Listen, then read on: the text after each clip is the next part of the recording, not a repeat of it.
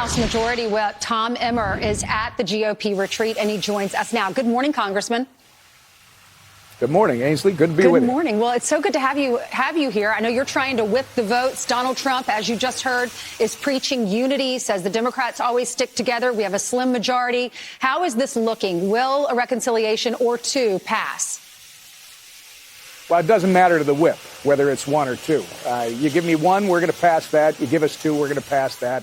The work is in progress, Ainsley, so the final work product will be the key. All the committees are doing their work. We'll have a vote on a budget resolution next week, which unlocks the process, and then it'll move forward from there. But our job is to make sure that every one of our members has ownership of this process. It works a lot better when you get to the end of the process if they've all been involved. And then, of course, the president, he's the big X factor. He's not only a unifier for this country, but he's a huge unifying force for our small majority.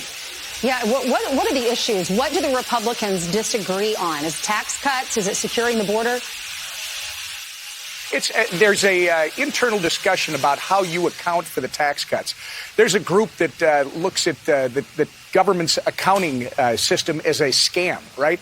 They count your income, Ainsley, in their budget before you ever earn it. And when we tell Ainsley she can keep some of her money, they suddenly say, oh, that costs us all kinds of money, when it's really about balancing the budget, taking care of your deficit, and dealing with the debt.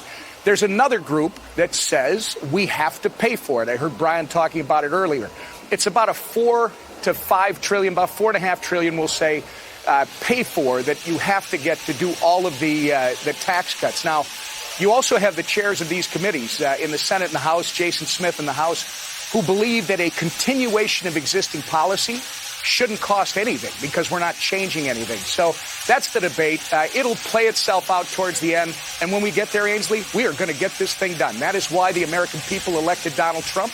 And that's why we have to perform to enact his agenda. Okay. Well, Congressman, we've seen ICE raids now. Donald Trump's only been in office for a week in Chicago, in Boston, and now there are raids in New York City. They're taking effect today. Kristi Noem posted on social media that she is in New York and she is showing this video, posting this video of ICE officers of going house to house and arresting these criminals. What's your response to that?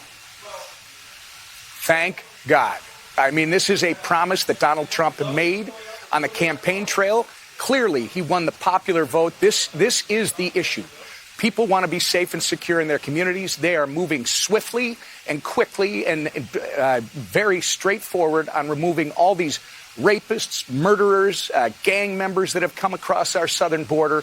Frankly, I wish they'd be doing it in my home state of Minnesota. I've got a governor that likes to say we're a sanctuary state. That's not putting Minnesotans first. That's not putting Americans first. Kristi Noem is enacting the president's agenda of putting America first. Let's get these bad actors out of our country. Congressman Emmer, thank you so much. Thank you, Ainsley.